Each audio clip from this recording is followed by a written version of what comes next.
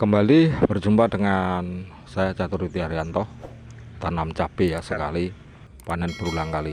Kita lanjutkan dari video sebelumnya. Pada saat saudara menggunakan pupuk luar itu akan terjadi pertumbuhan yang cukup bagus kalau sudah ada daun yang dilihat hijau tua, hampir ke hitam itu atau hijau tua, paling minimal saudara kurangi daunnya. Jadi kalau ada pertumbuhan pertama bagus, kemudian nampak di sana ada daun yang tua, itu dikurangi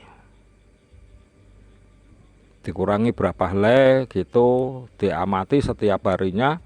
Jadi paling minimal 10 hari pertama. 10 hari pertama kalau muncul daun yang hijau tua, untuk meningkatkan pertumbuhan daripada yang berikutnya, batangnya akan muncul lagi, akan muncul baru, dan kemungkinan akan terjadi bunga. Daun tuanya dikurangi 10 hari, ditunggu 10 hari awal dari penanaman itu ditunggu, kemudian ada daun tuanya dikurangi. Saudara silakan potong, jangan dipegang, disobek, dipatahkan dengan kuku, jangan, tidak boleh sama sekali. Menurut daripada materi yang saya sampaikan ini, saudara ikuti. Saudara harus pakai gunting motongnya, tidak boleh pakai pisau. Jadi batang tubuhnya tidak boleh bergoyang, apalagi menuju goyangan hebat, tidak boleh. Pakai gunting yang panjang, itu yang mampu masuk di sela-sela dahannya, batangnya. Jadi saudara kurangi 10 hari pertama, terus mulai diamati ke sana. Ke hari berikutnya diamati ada daun tua dibuang, daun tua dibuang. Selalu seperti itu. Karena itu untuk mendorong pembuahan dan munculnya bunga. Jangan sampai ada tunas baru dipotong ya. Ada beberapa masukan dari beberapa teman itu yang nekat memotong daripada tunas baru. Jangan dikorbankan tunas baru itu.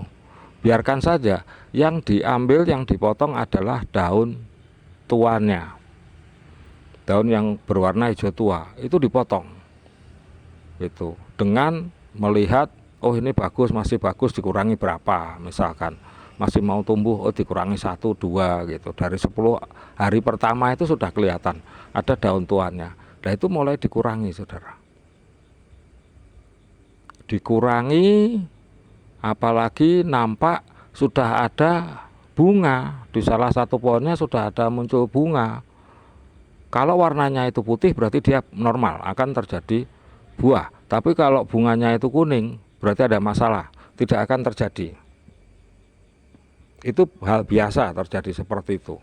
Tapi munculnya biasanya dalam satu pohon banyak langsung. Nah itu daun tuanya langsung dibuang. Itu akan berlanjut sampai nanti saudara ada buah yang sudah berwarna kuning mau menuju merah, pemotongan dihentikan. Atau buah itu sudah hijau, sudah ke putih gitu, itu pasti akan terjadi pergantian ke merah, itu pemotongan dihentikan. Jadi biarkan saja sampai nanti merah.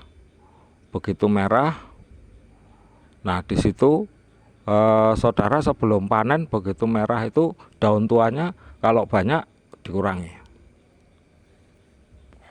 Ini untuk mendorong yang lain cepat tua.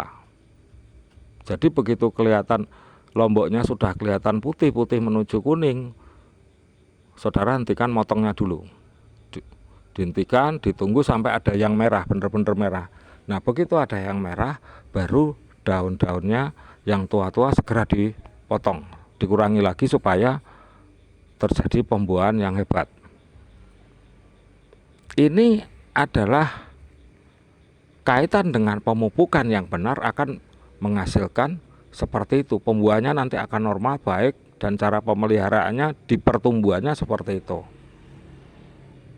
Saya akan mereview tentang penanaman sedikit.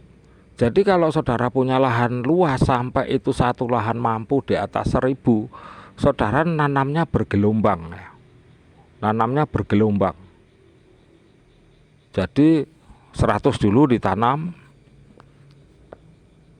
Dengan jadwal penanamannya ingat, karena cara pemupukannya sudah diberikan, ditulis, terjadwalkan. Jadi saudara terbiasa dengan teknik dan pembuktian. Kalau jadwalnya diikuti, semuanya akan aman-aman saja. Tidak akan tumbuh penyakit, tidak akan tumbuh cabuk, juga tidak akan tumbuh insekta yang lain. Jadi kalau bisa, kalau lahan saudara luas, saudara mampu memberikan itu terbuka, dan saudara mampu memberikan paranet untuk menghalangi cahaya matahari langsung. Waktunya sudah saya kasih tahu, jam 10 sampai jam 3 itu kuat-kuatnya panas. Bagaimana melindungi itu, saudara bisa memikirkan. Karena di lapangan itu kondisi tanahnya berbeda, ada yang di sawah, ada yang di gunung.